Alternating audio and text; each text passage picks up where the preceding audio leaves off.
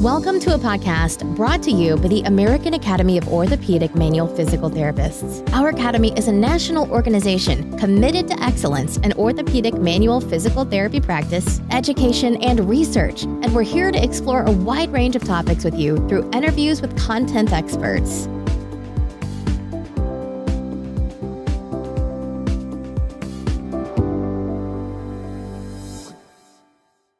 Hello, my name is Stephen Shaffer, and I'm pleased to bring to you an interview with Drs. Philip Dale and Jacob Thomas.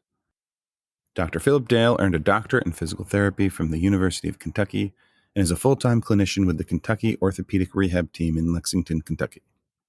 He is a member of both the Academy of Orthopedic Physical Therapy, which is a part of the American Physical Therapy Association, and the American Academy of Orthopedic Manual Physical Therapists. Dr. Dale has presented research at both state and national conferences, and his particular areas of interest include orthopedics, manual therapy, and the management of vestibular disorders. Dr. Dale is also currently enrolled in a one-year orthopedic residency program. Dr. Jacob Thomas also graduated with a doctorate in physical therapy from the University of Kentucky and is a full-time clinician with Orthopaedics Plus Physical Therapy in Bowling Green, Kentucky. He is a member of the medical staff in the capacity of physical therapist at Western Kentucky University Athletics. He has presented research on clinical decision-making as it relates to headache disorders at the state and national levels. Currently, Dr. Thomas is pursuing board certification in sports through the American Board of Physical Therapy Specialists. We invited Drs. Thomas and Dale to the podcast so we could talk to them about a recent paper that was published in the Journal of Manual and Manipulative Therapy. The title of that article was Physical Therapist Clinical Reasoning and Classification Inconsistencies in Headache Disorders, a United States survey. Now let's get to the interview and find out more about what their survey found. Dr. Dale, welcome to the podcast. How are you doing? I'm doing well, Steve. Thanks for having me. And Dr. Thomas, welcome to you. How are you today? Doing great, Steve. Thanks. Well, it's exciting to have both of you here on the podcast today. And before we dive in, there's just a couple points I want to make. First, the senior author on this paper was Dr. Charles Hazel, who was actually our guest for episode 28. During that episode, which was recorded at the 2019 AAMP conference, we talked about the role of diagnostic imaging in orthopedic rehabilitation. I encourage our audience to go back and check out that episode if they haven't already. Second, we also spoke with Dr. Shannon Peterson in episode 22, and that conversation was about self-reported sinus headaches and how they're associated with neck pain. So that's the type of conversation that I think will supplement what we're going to talk about today very well. And I also encourage listeners to therefore go check that out if they haven't heard that episode already. Regarding the topic at hand for today's interview, let's get started by having you provide us with a basic overview of, let's say the statistics of headaches and why headaches are such a national and, to be honest, a global burden. So that's a great question, Steve. I think really, if you look at headaches, it's been reported that around 2/3 of the global population will experience a headache each year. And if you take that a step further, between 2 and 4% of the world adult population experiences recurrent headaches, which are defined as 15 or more headache days each month. And so, for me, if you really look at it, headaches are something that a lot of people will experience. And it's something, too, that a lot of physical therapists will experience in clinical practice. And so, when we really started looking at designing this study, we wanted to look at, what is the overall effect of headaches in terms of patients that we see in our clinical practice, and how do we do with managing those patients? And so I think that provided the basic framework for our study and really what we tried to look at and just figuring out what is the overall impact, both globally and also in the United States, and also what is the physical therapist role in those patients with headache disorders. And additionally to that, in our paper, we also wanted to highlight just the economic burden that headache disorders have, not only in this country, but also, throughout the world. In the United States, accounting for greater than, $31 billion in direct and indirect economic costs, headache disorders obviously directly affect us day in and day out. And so really wanted to highlight just the effect that has on us economically, and being able to manage these patients and how that could possibly impact us globally. Yeah, it's such a huge topic. I mean, I think we all have had a headache ourselves. We've all known people that suffer from headaches. It's just one of those things where I don't think you could ever find a person who wasn't in some way, shape, or form impacted by headache pain. Yeah, absolutely. And I think, really, like you said, headaches, I mean, they have a huge, huge effect. And for us, looking through the research and seeing how many of these patients go on to experience chronic headaches and then fall into that category of patients who will experience persistent headaches, which kind of goes along with the persistent pain population that sometimes we see in clinical practice. I mean, I think most recently it's been reported that headaches have actually increased to be the second leading cause of disability worldwide. And that's up from the third leading cause of disability just a few years ago. So I think definitely it's a population that's increasing, and headaches are definitely beginning to affect more and more people. Despite how common headaches are, I think a lot of physical therapists that are listening right now might be thinking, for example, why is this relevant to my clinical practice? I say that in part because I've met a lot of physical therapists who don't seem to be comfortable with the idea of evaluating and treating people whose primary complaint is a headache. Based on that, can you give us a brief overview of what some of the literature says about physical therapy and the use of physical therapy for treating headache pain? Yeah, so I think there are two sides to that idea. I think the first side, and the side that really sticks out to us, is headaches a lot of times are the first symptom of more of the serious conditions, including carotid artery dissection, aneurysms, stroke, a lot of those more serious pathologies. And so I think patients coming in with primary complaints of headaches, I think that first and foremost has to be on our mind before we even start getting into the physical exam. And so I think there has to be some degree of comfort with patients coming in with headache disorders. I think the next part of that is once you've already established that this is most likely not something that you have to refer out right away, then I think there is good research that says that we can be very effective in patients with headaches originating from the cervical spine.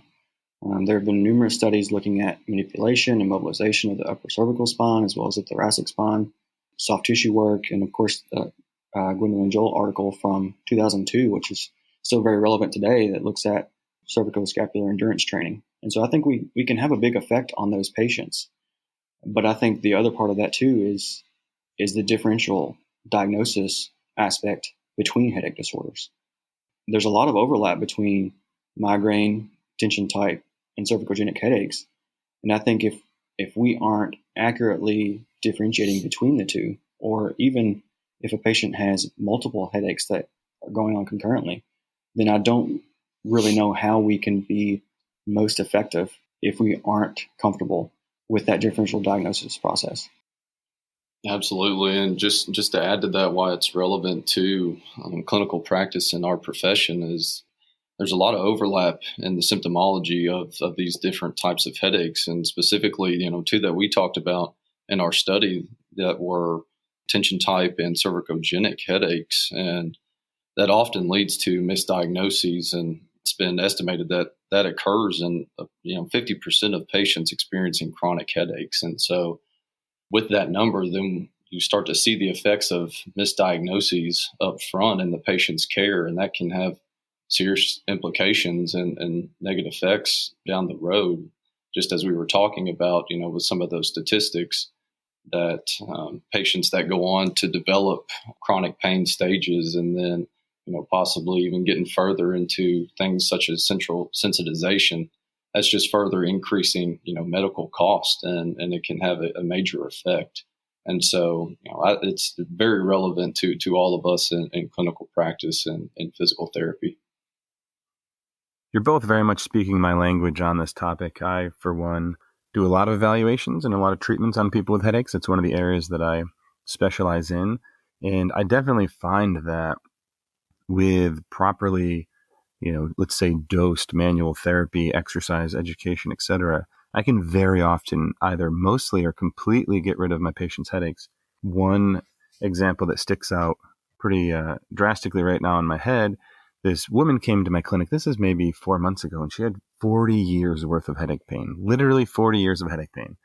And while this isn't common for this response to happen, I fixed her in one visit. And she came back in and she was kind of upset. You know, she sat there and she's like, it can't be this easy. And she must have said that phrase 3 or 4 times in the first few minutes of the session. And of course, she was really happy. You know, her headache pain was gone. But she was just amazed. She was amazed at the medication she had been given, the misdiagnoses, you know, never even told to see a physical therapist. And then she just happened to come see me because I worked on someone in her family and they mentioned she had headaches. So I said she should come in. And one session later, she was just feeling amazing. You know, I think that's a great success story. And I would say that probably happens more times than we realize in clinical practice. I know that I have encountered many patients that have come in because they have received this diagnosis of migraine and have been treated for migraines for years. And it always seems like it's a similar story. They've received this diagnosis and they've been treated, and initially there were some improvements, but years later they've continued to have these symptoms. And so I think we have to be more comfortable of pushing the envelope a little bit and saying, how do we know that this is migraine? How do we know that the initial diagnosis is correct? And if we can't necessarily say that it's correct and we have some degree of suspicion that there may be something else going on, I think those patients, I think we can play a huge role in their care. I mean, that's a great example. The 40 years that she's had to go on with these headaches, and you think about treating her, once you know what's going on, once you know what the correct dosage of manual therapy is and the appropriate home exercise program, then I think that's a patient that, you know, very well may be a patient for life, because now you've established that rapport and you've been able to change something that they probably have identified with for the last 40 years as these are my migraines, or these are my headaches. And that's just part of who I am. But if we can have that effect with people, then I think we can play a huge role. Yeah, absolutely. And, you know, that is a great success story. And like Philip mentioned, you know, I think that happens, you know, I'd like to think fairly often with these types of patients that come into our clinics and have been experiencing these types of presentations for that time period. And such as you mentioned, just being predisposed to the pharmacological interventions and how the effect that has, you know, of long-term pharmacological use. And, you know, we see that around the country, and it's becoming more prevalent in today's time, seeing people on various types of medications, and that we can treat these different types of presentations effectively without having to use pharmacological interventions. I think we see that more and more often. And like you said, you being able to effectively use your hands, we see that, and that we mentioned that quite a bit in our article, just the impact that we see that has. That's an excellent point. And before diving deeper into the article, I just want to point out that in this study, you use the International Classification of Headache Disorders, the ICHD, which, for those who are unaware, is published and updated on a semi-regular basis. It's in its 3rd iteration currently.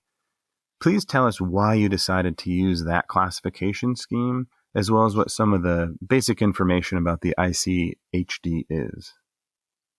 That's a great question. So the international classification of headaches is we actually use that classification system because it is a classification system that is created and derived by a panel of physician colleagues. And like you said, it's updated regularly, and therefore it is used pretty prevalently throughout the medical community. And so we wanted to use this to be able to see if we could draw connections between a common language and headache pathologies. And throughout our study, you kind of see a theme that we were looking to kind of compare and contrast this classification system with our own. That's the neck pain clinical practice guideline that was updated in 2018. And so we felt like it was good for us to be able to use this type of classification system and see the type of population in our profession that was familiar with it, and see if we could maybe draw a comparison between something that's possibly more used in a physical therapy community and something that is possibly more used in a medical community, and that's derived by physicians. So for the general audience's sake, we can link to it's actually the third edition of the ICHD that you mentioned. That's the paper that was published in 2018. I hesitate to call it a paper because it's a massive document. It's 211 pages long, and I believe it goes through 320 different recognized origins of headache pain. So it's really a massive document that people can use for referring to when they have questions about how to classify any given headache. And it's certainly the type of document that I periodically pull up and refer to both in the clinic and when teaching. So moving forward, let's dive into the paper a little bit more. And let's do that by having you describe for us the methods that you used in the study. Let's include in your answer why you chose to survey members of the Academy of Orthopedic Physical Therapy, which, as we said earlier, is a subset of the American Physical Therapy Association. So for our methods for our study, we created a 25-question online survey that really consisted of 4 primary components. And the first of these was looking at professional profile information, which consisted of years of clinical practice or advanced practice credentials, or patients presenting with headache symptoms, the percentage of caseload that people see who present with headaches. The second component, we looked at a series of hypothetical case vignettes, and we actually had 3 of these that we distributed to the respondents.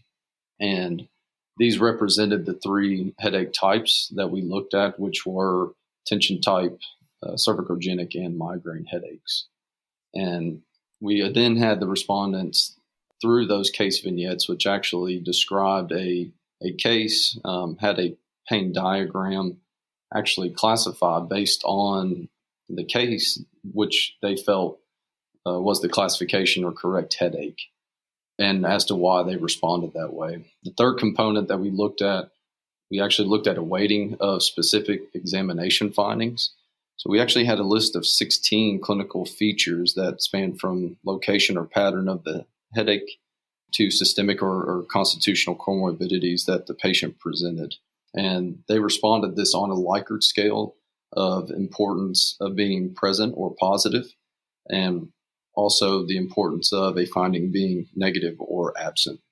Lastly, we looked at a familiarity and agreement cross-tabulation with the International Headache Society guidelines in physical therapy practice. So we wanted to assess the level of familiarity and agreement that respondents had with the IHS guidelines. And we also, like you said, distributed this through the Academy of Orthopedic Physical Therapy. We felt like that group, since we are both in orthopedics and like we've already discussed some, we see headaches, I believe, pretty often in people that maybe not even coming in for headache presentations.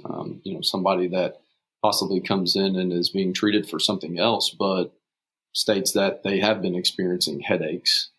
Also, we've mentioned previously, being a primary care provider and having assessment tools and examination tools, we felt like that group would be a great group to be able to assess and see how they also approach people with headache presentations. And tell us about the results of your study. How many people responded, and how well did they do when they were answering these questions and responding to the vignettes? So we actually had 385 that initiated the survey, but due to inclusion and exclusion criteria, we actually had 365 respondents that data was available to analyze. And the first result that we talk about in the study with headache classification consistency with the IHS and just the case vignettes, we saw that results were fairly lower than I think that we all as the authors expected. They were that respectively, that 54.8% for cervicogenic, 32.3% for tension type, and then 41.7% for migraine headaches. That was the classification consistency. And so I'm sure that, like most of you who read our article and kind of saw those results, those kind of jump out, off the page at you that, it's definitely, we figured that it would be a little higher than that, or we would hope to be a little higher than that in our classification consistency in response to these different types of headache presentations. So the percentages that you just listed, that's the percent of the time that people answered correctly in the way that you would expect if they're going to be consistent with the ICHD criteria. That's exactly right. So also for our results, we also gave the opportunity for respondents to be placed on a point system. So for the results that I just gave you, we looked at simple frequencies, and based on the response of the participants, they were considered correct or identified or classified correctly if they solely answered the diagnosis that we chose based on the IHS criteria. And so we felt like this isn't necessarily representative of clinical practice, because sometimes upon initial presentation, we're figuring and assessing things out, and we may not have the full presentation down just yet. Sometimes that takes, 2-3 visits or so. And so what we also looked at was a point system and placed people on a point system for these different types of headaches. And so on our point system, we had the correct or consistent diagnosis was valued at 3 points. If a respondent answered the correct or consistent diagnosis as well as an additional headache type, they were granted 1 point. And then for an incorrect response or did not include the consistent or correct diagnosis, they were awarded no points for their response. And so when we broke that down and looked at it, we saw a small increase in percentage of consistency, but still, we're fairly low in our percentages overall. And what do you think the clinical implications of that are? You don't necessarily have to identify a headache correctly to treat it well, but you would think, of course, that correctly categorizing the diagnosis is the first step towards actually having effective and efficient clinical services. Yeah, I think for us that's one of the big takeaways is, like Jake mentioned, we certainly thought that or hoped that we would have been a little bit more consistent with some of the consensus derived guidelines that the medical community uses for these patients. And so I think that's the first aspect is I think it definitely shows an area of clinical practice that we could improve upon, because like you mentioned earlier, a lot of times with these patients, you don't have that consistent follow-up. Someone gets a diagnosis and they are treated for that diagnosis for years without really any relief or any significant improvements. So I think the first takeaway is we had hoped that we would have been a little bit better than what we seem to be. But the other part of that too that we started to look at is why is there such a discrepancy in these different headache disorders? And so with that, we started looking at some of the ICHD criteria and looking at these headache disorders and how they use that criteria to make their diagnosis. And what we found is when you really started looking at some of the secondary types of headaches, in particular the cervicogenic headache classification, when you compare that with the neck pain clinical practice guidelines and the neck pain with headache subclassification, there's a huge discrepancy in how the ICHD criteria and the clinical practice guidelines, how they approach the headache disorders. And so we started to wonder, is this more so related to how we approach headaches in the different professions? So obviously, as an individual that's affiliated with the Academy in this podcast, one of the things that I'm interested in is how more experienced or expert clinicians do on something like this. Did you collect any data that showed, for example, if manual physical therapists perform differently than others, or any sort of demographics like that? Yeah, so in our results, we did look at various cohorts of different years of clinical experience, as well as those with advanced practice credentials, such as the fellows of the American Academy of Orthopedic Manual Physical Therapists. And what we saw in our results was that those with more experience, which consisted of those in a cohort that practiced 20 or more years, were more consistent than other cohorts of less experience by a fairly substantial margin. And when we looked at those with advanced practice credentials, we did see an improvement in the response consistency versus those without. However, we did not see a significant difference in these. One of the limitations that we thought that possibly contributed this was possible just survey fatigue and lack of the numbers that initiated the survey actually finished it. We felt like this was possibly a result of why that was. And roughly how long would it take an individual to have completed the survey? I think typically from start to finish, most of our respondents were able to finish in about 25 minutes. But I think part of it too was depending on how familiar you were with certain headache types, those that were more familiar may have been able to get through the cases a little bit quicker than individuals who may not have been as familiar. Because like Jake mentioned earlier, a lot of our cases, they were designed with the intent of incorporating material from the International Headache Society's classification criteria, as well as physical examination findings that you would often find in these patients. So there was a lot of material in that, because that's realistic. That's how we practice. So it probably was a little bit more on the higher end for those people that probably didn't account or don't see a lot of headache patients in clinical practice versus those who see a lot and were probably able to work through the cases a little bit quicker. The idea that a practitioner could even not be treating headaches is a little bit mind-blowing to me. Regardless, if you work in orthopedics, regardless of what types of patients you're treating, let's say even if you work in a physician-owned practice that's run by surgeons, so you have a lot of post-surgical patients, I guarantee that a very large number of people coming through that door have headaches as well. And if you have appropriate intake paperwork, if you're, screening your patients and asking the right questions, you're pretty much guaranteed to find many people with headaches. And part of my philosophy is, while you're there in the clinic, why wouldn't I fix two problems instead of just one? So I get a lot of these patients not because they know that they can come see me for their headaches, but rather they know that they can come see a physical therapist for their back pain. And oh, by the way, I'm also going to fix your headaches.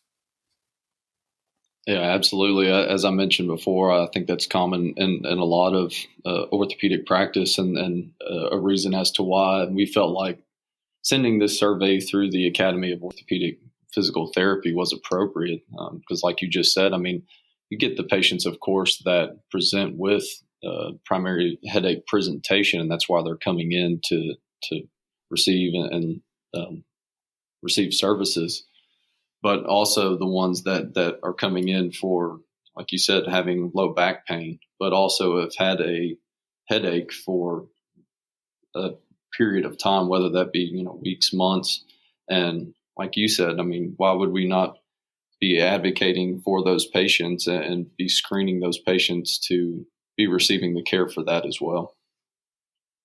If you had to give clinicians advice on what they should do moving forward, for example, let's say they don't feel comfortable evaluating and treating headache disorders in the clinic, what would you suggest that they should do to try and increase their comfortability with that sort of process? I think that's a really, really great question, and one that we've actually gotten quite a bit since our research has been out. I think one of the areas that I think first and foremost is for clinicians to be more aware of these guidelines that we have. I mean, these are great resources for us as clinicians, because as we all know, I mean, we have so much coming at us in a given day that if you have these criteria, like you said, you frequently use the IHS criteria and reference it with some patients, because I mean that's what it's there for, as well as the clinical practice guidelines, which I hope that we would all be familiar with in our profession. But I mean, it has great resources for clinicians that may not be as familiar with what to expect. I think those can really help give clinicians a basis for what you would expect to find. And then I think the next step with that is getting more comfortable with the actual examination procedure. Of course, we get that a lot in school and in our professions, and that's something that we do quite well. But I think really owning your skills there is also can be really beneficial with some of these patients, because if it is something like cervicogenic headache, where you would expect to see some mobility deficits in the upper cervical spine or the thoracic spine, versus some of the other types of headache disorders where you're maybe not necessarily expecting there to be a lot of mobility issues in these patients with migraine per se, I think that can also help that clinical reasoning of helping you decide, when should I be thinking migraine headache or when should I be thinking cervicogenic headache, and to make appropriate decisions regarding patient management at that point.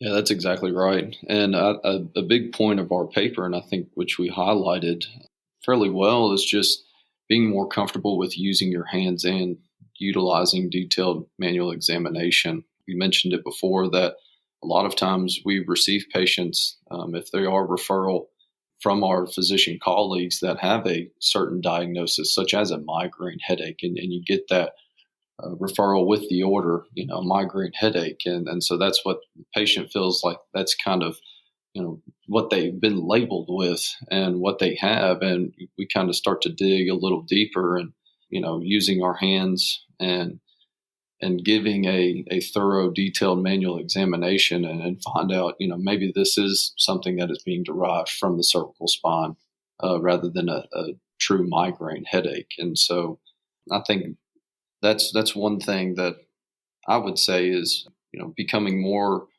comfortable with utilizing your hands in the clinic, and that's going to help you differentiate these different headache presentations. If I can add a little nuance to that, as somebody who, for example, does lecture on the relationship between migraine headaches and neck dysfunction, we literally have multiple decades worth of scientific evidence that shows that people with migraine headaches do in fact often have cervical spine impairments. And one of the things that I think I see in the clinic is that it's not an either or, it's a both. Your patient, yes, they have neck pain, they have, let's say, passive accessory glide restrictions, etc. And some of that probably turns into cervicogenic headaches. But also their nervous system has become so sensitized by all of that they're also on top of it experiencing migraine headaches. And I always tell my patients, I don't necessarily directly treat migraine headaches, but when I treat the things around the migraine headaches, usually the migraines go away. And I've never had a patient be upset with that. It's really just to educate them, tell them what the evidence says sort of thing, and then provide the treatment, and you wait and see what happens. Right. I think that's a great point. I think it doesn't necessarily have to be an either or. I think it can be both, and oftentimes it is both. I think really the biggest thing in those patients is, like you said, education, especially for patients who may have gotten one diagnosis or the other. I think educating them that it's not necessarily a wrong diagnosis, but the treatment may not be as guided as what it could be or should be. And so I think that is a big consideration for us, because like you said, there's a lot of research out there that says addressing the cervical spine deficits also improves headache symptoms in patients with migraine. I think that really it becomes a matter of patient management if you've addressed those things and the migraines are still there. And so then I think it's important to reevaluate and see what symptoms have you addressed from the cervical spine, but what symptoms may the patient require referral to another provider to address those symptoms. And so I think that's a great point. I think it doesn't necessarily have to be either or, but I think that it is a lot of overlap between the two, and a lot of times there is both headaches are going on concurrently. I think where we can have the most effect is educating our patients on the pathology and the related anatomy, and addressing the deficits that we can through our hands and through exercise and soft tissue work, and then also making the appropriate referral in those patients that do require it. Absolutely. In literature and in research, we try to kind of decipher these different things and try and get it, I guess, as cleanly as cut as we can, to be able to show an effect, or show the results and demonstrate them cleanly. But as we all know, as practitioners, I mean, that's not always the case. So like both of you are saying, that a lot of times you may have two different things going on. And sometimes if you're treating one thing, it can actually show some benefit in the symptoms of possibly something else that's happening. For your example, treating the cervical spine and actually having positive effects on a migraine headache. And so that's, that we see that, I believe, a lot in clinical practice. Part of what I'm taking away from this right now, and this is putting all of your answers together, is that you believe we need to be thorough and robust in our approach. So, for example, earlier you mentioned that we have to have a good intake process. We have to screen for potentially dangerous pathologies. After we rule that out, then we have to move on to our thorough musculoskeletal exam and implement the treatments for the impairments we find, and then we see what happens. It's not just one thing. You don't just read the ICHD criteria and all of a sudden know magically everything about headaches. We have to be thorough, robust, organized, and able to implement this process that's going to ultimately serve our patients best.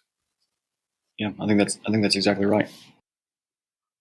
So this has been a great conversation. I'm for one very happy to have seen this come out, and I'm, as a result, curious right now. Do you have any other future projects that are going to build off of this? Any additional surveys or other research studies that are currently going on? At this time, we do not. We've talked about possibly taking a step further and going off of the research that we have. And, I believe taking it a step further could possibly be trying to put together a randomized controlled trial. I know this is fairly difficult to do just because of the variation and presentation of headache disorders. So, possibly something like that in the future. We do have another study group out of Italy, a group of physios that are replicating our study in Italy. So, it'd be interesting to see what they find going off of our research as well. And then we've talked about, possibly having this study replicated in, say, like a physician population to kind of see what the results would be there. At this time, like I said, we do not have anything planned, but these are options that hopefully we see come in the future. Those all sound like exciting projects that could fully come into fruition. If they do happen, it would be great to have you back on the podcast. Awesome. I think we would both really enjoy being invited back.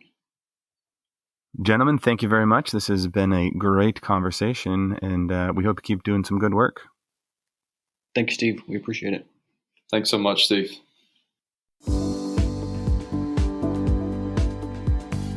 This has been a production of the American Academy of Orthopedic Manual Physical Therapists. You can learn more about the Academy by visiting our website at aaompt.org. You can also find us on Facebook, Twitter, and Instagram by searching for our acronym, AAOMPT. The views and opinions expressed on the AOMPT podcast are those of the interviewers and interviewees and do not represent the official position of AOMPT. The information presented should not be used as personal healthcare or clinical practice advice. If you need to find an expert orthopedic physical therapist near you, then check out the Find a Fellow feature under the Public Resources tab at www.aaompt.org, which you can find in the show notes.